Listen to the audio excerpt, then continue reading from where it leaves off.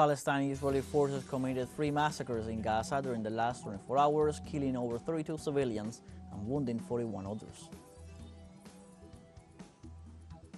In Brazil, the death toll after heavy rains in Rio Grande do Sul rose to 56. In Russia, the government denounced NATO's agenda to escalate tensions with Moscow.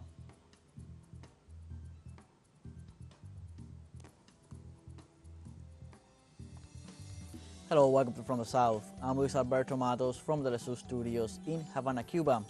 We begin with the news.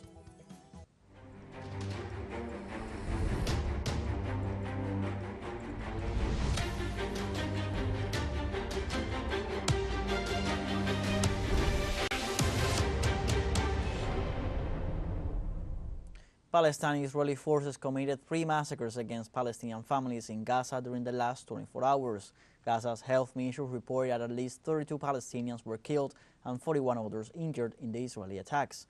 Health authorities warned that Israeli forces are obstructing the entry of ambulances and rescue teams to the targeted areas, endangering the victims. According to official data, since the beginning of the Israeli aggression against Gaza on October 7, 2023, some 34,654 Palestinians have been killed and 77,000 wounded, most of them children and women.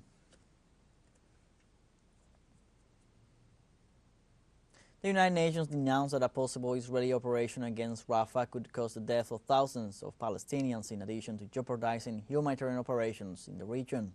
Humanitarian Aid Coordination Office spokesman Jens Laerke said he was concerned about the possibility of any incursion closing the Rafah border crossing between Gaza and Egypt. Laerke also assured that the humanitarian agency would do everything possible to ensure the continuity of aid operations, even in the event of an incursion.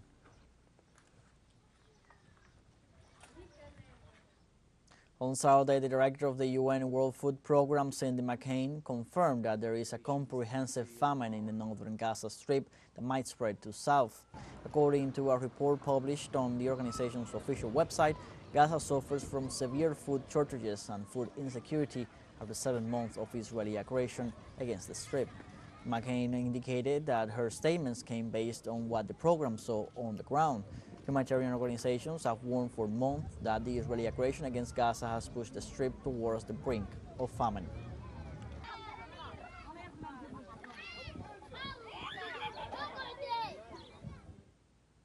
And in Cuba on Friday, the Federation of University Students from Havana University staged a rally in solidarity with the Palestinian people and with U.S. rallying college students.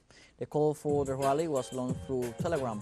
At the demonstration, the students condemned the violent breaking at universities by police, the violation of students' human rights, and the criminalization of pro-Palestinian student protests in the United States.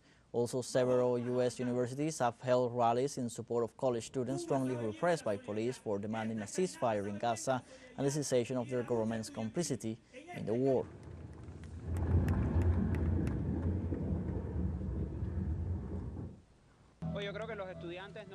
I believe American students, as back in the 1960s when they demonstrated against Vietnam, they are realizing the clear limits of democracy in Western countries, specifically in the United States.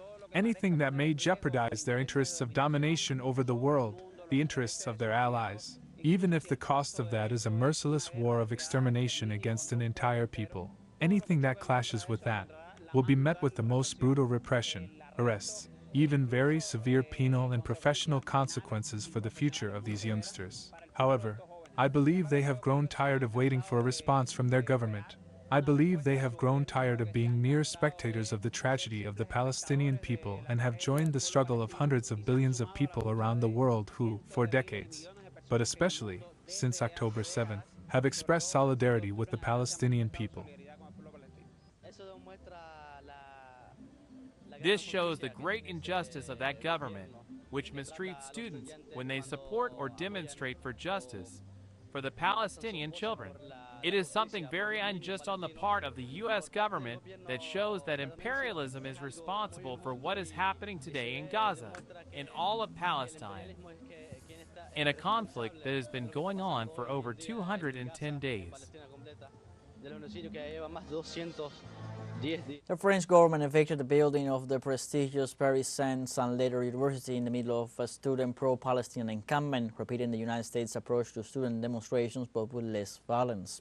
Numerous police officers surrounded the St. Guillaume Street campus where about 50 students who rejected the Israeli genocide and called for a ceasefire in Gaza and the interruption of academic relations with Israel remain.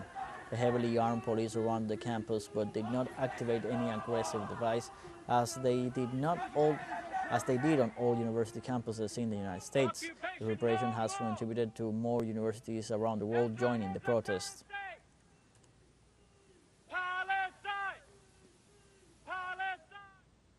On Friday, also in France, university students rioted in support of the Palestinian cause and to condemn Israel's genocide against the Palestinian population of Gaza. French students' unions rioted in front of the Paris Pantheon after a pro-Gaza rally at the prestigious Sciences Po University in Paris was dispersed by police. The Paris police headquarters declared that 91 people were evicted without incident, while the office of Prime Minister Gabriel Attal stated that this type of protest would be treated with total severity. In recent weeks, educational establishments in several French cities have been rocked by demonstrations echoing the mass protests in Gaza.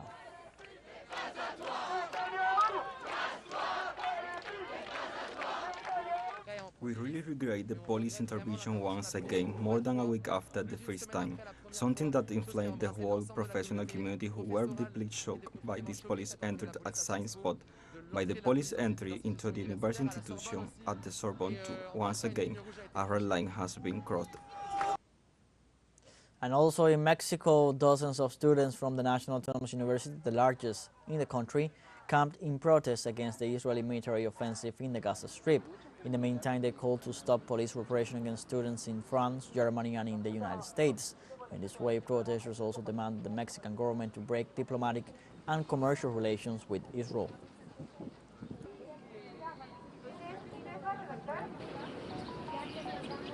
Palestinian journalists covering Gaza have been awarded the UNESCO Guillermo Cano World Press Freedom Prize 2024, as recommended by an international jury of media professionals.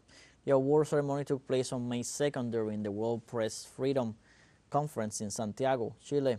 This prize, established in 1997 in honor of Colombian journalist Guillermo Cano, honors the exceptional contribution to the defense and promotion of press freedom anywhere in the world, especially when this has been achieved in the face of danger. Guillermo Cano was editor of the newspaper El Espectador until his assassination in 1986 by hitmen under the orders of the Medellin cartel led by Pablo Escobar and Gonzalo Rodriguez Gacha. As a result of his journalistic investigations and the support his newspaper gave to certain political and social causes, such as the war against drug trafficking. The prize has been annually awarded by UNESCO on May 3rd, World Press Freedom Day, since 1997. The purpose of the award is to recognize each year a person, organization, or institution that has made an outstanding contribution to the defense and or promotion of press freedom anywhere in the world, especially if it has been endangered. Let's take a short break, but remember you can join us on TikTok at teleSUR English, where you'll find news in different formats, news updates, and much more. Other stories coming up. Stay with us.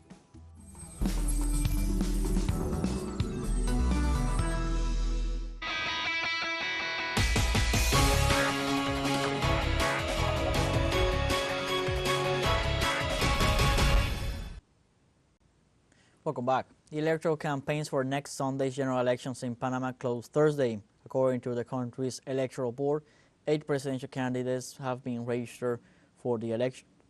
On the other hand, polls show that 20% of the more than 3 million Panamanians with right to vote are still undecided for whom to vote for. Besides President and Vice President, voters will also elect the deputies to the Central American Parliament and the National Assembly, and mayors, township representatives, and councilmen across the country.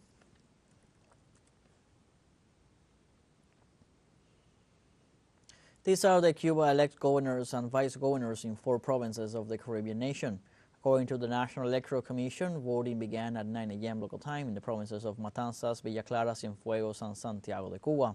The electoral entity detailed that official results will be made public later in the day.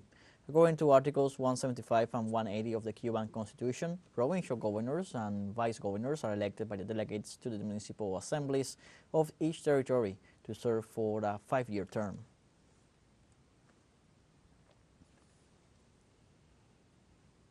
The President of Cuba, Miguel Díaz-Canel, spoke during his podcast about one of his country's biggest challenges, water supply. In this way, he highlighted large investments are being made in what he acknowledged as one of the most pressing worries of the population. Today we are going to talk about the most vital of resources, water. It must be said that in the country considerable efforts are made along with important investments to solve water supply problems, which many times have to do with specific situations that arise at certain times due to the obsolescence of equipment, due to breakdowns, which also occur in this type of technologies, and due to the accumulated aspects of not having been able to make a whole group of investments on time, especially in maintenance.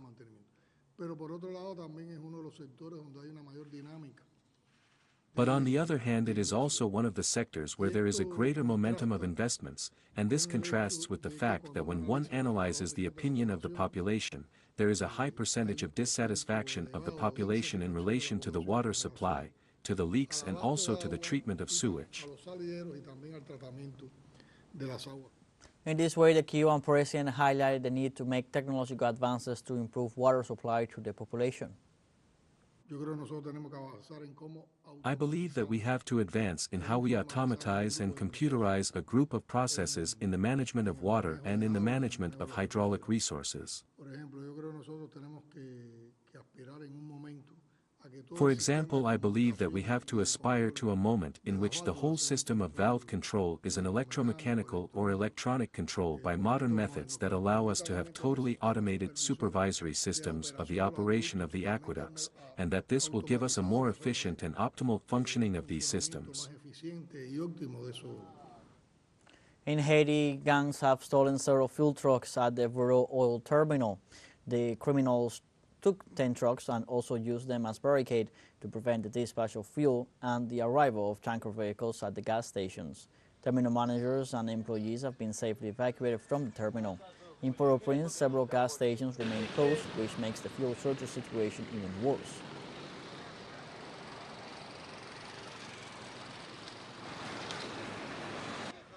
And in Venezuela, President Nicolás Maduro supervised Friday the military drill of the Bolivarian Military University of Venezuela 2024. The Essequibo is ours. Since April 19th, more than 4,300 combatants, including cadets and officers, women and men, take part in the exercises. The drill will conclude next May 12th. It takes place in the Pao municipality of San Juan Bautista, in the northwest of the country. The military exercises aim to strengthen the nation's security strategies. Earlier, the president wrote on X, "We have in Venezuela a young, powerful, combative, trained military ready to defend the right to peace and the sovereignty of the homeland."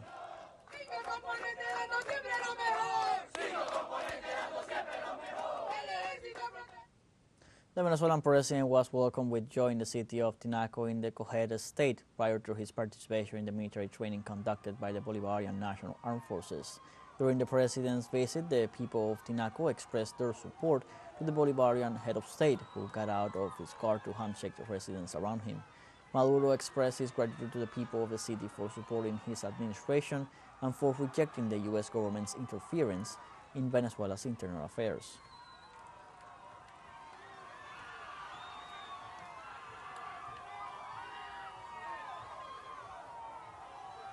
The Amnesty Chamber of the Special Jurisdiction for Peace in Colombia ordered 9,600 guerrilla fighters who signed the peace agreement to have their judicial records eliminated.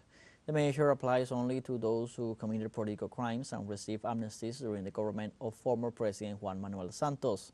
In this way, the security agencies such as the National Police, the Registry Office, and even Interpol must eliminate from their files the data of those who benefited from this measure, ratifying that they are not linked to war crimes or crimes against humanity. The institutions have 30 days to provide information to the corresponding authorities and initiate the process of cleaning the files.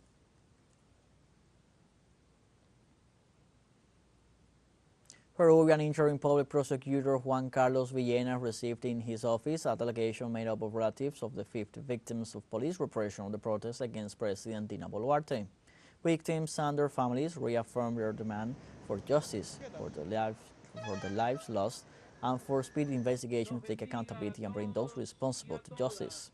Meanwhile, in the south of the country, the leaders of the National Organization of Martyrs and Victims, who exhibited the photos of the fatal victims at the courthouse on Wednesday, requested a hearing to find out the progress of the investigations into the incident.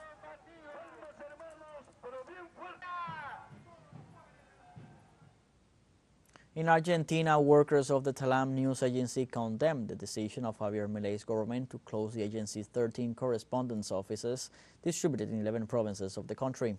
Talam's International Commission denounced the actions of the right-wing government and assured that in the next few days they will settle in the vicinity of the 13 headquarters in order to defend them. All this happens in parallel to the advance of the Omnibus Bill, which includes the attempt to privatize the national radio and public television. Milei's government has already intervened in the state agency, disabled its website, and suspended its workers. We have a fun short break coming up, but before we invite you to join our WhatsApp community for our English-speaking audience, you can scan the QR code on screen to join directly and share the link to reach more people. Constant news coverage of Latin America and the Caribbean as well as the rest of the world. Stay connected and informed with teleSUR. Fun short break, don't go away.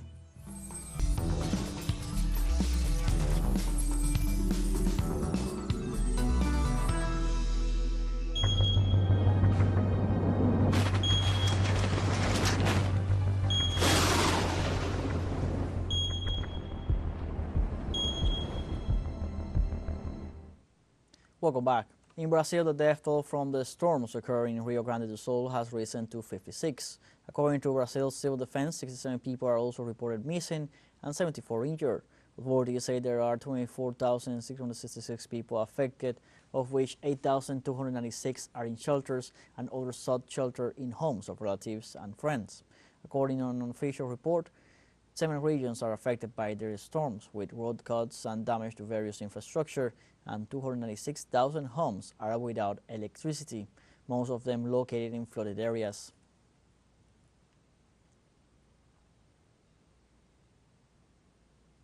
In this context, on Friday, the Venezuelan government expressed solidarity with Brazil for the emergency in Rio Grande do Sul due to heavy rains. Through his X account, Venezuelan Foreign Minister Ivan Gil said, and I quote, "On behalf of President Nicolás Maduro, the government and people of Venezuela, we express our solidarity and support to the people and government of Brazil in the face of the emergency situation brought on by heavy rains in Rio Grande do Sul, which have caused infrastructure damage and a number of fatalities over the last few hours."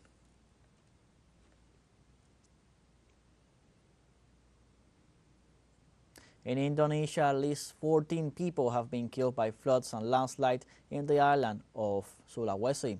Local authorities say that since Thursday, rains have hit the province of South Sulawesi, causing landslide. At least 13 sub-districts have been affected with floods up to 3 meters high. Over 1,000 houses in the area are under water and mud, of which at least 42 have been turned from their foundation.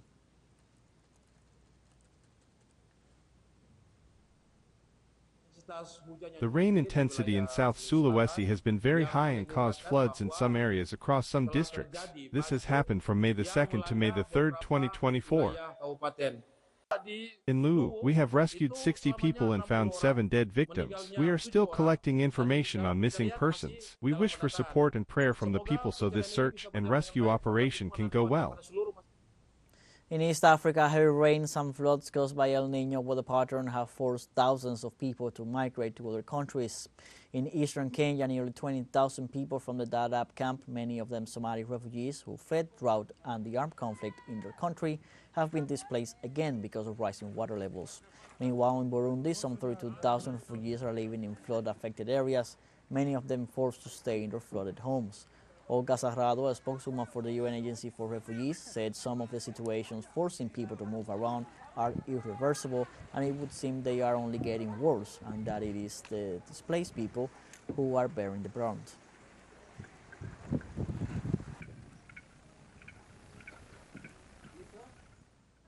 In Russia, the government denounced the North Atlantic Treaty Organization's agenda to escalate tensions with Moscow.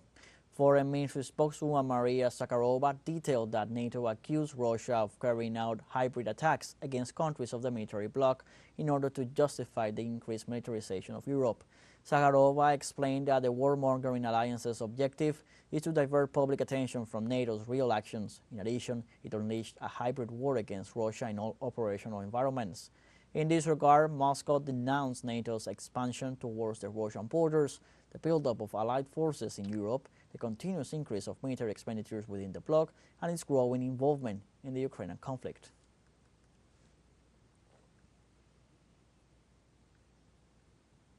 And this Saturday, Real Madrid won its record-extending 36th Spanish League title after increasing its lead over second-place Girona to an unsurmountable 13 points with 4 games remaining.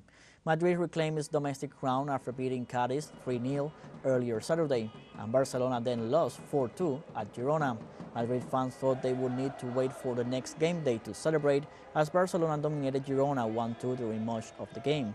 Yet in 30 minutes, Girona came back in spectacular fashion and leapfrogged Barcelona and pushed its Catalan rival into third place at 14 points behind Madrid. Los Blancos now have a chance to add to its unequal 14 European Cups. Madrid hosts Bayern Munich in the Champions League on Wednesday, with their semi-final event evenly balanced after a 2-2 first-leg draw.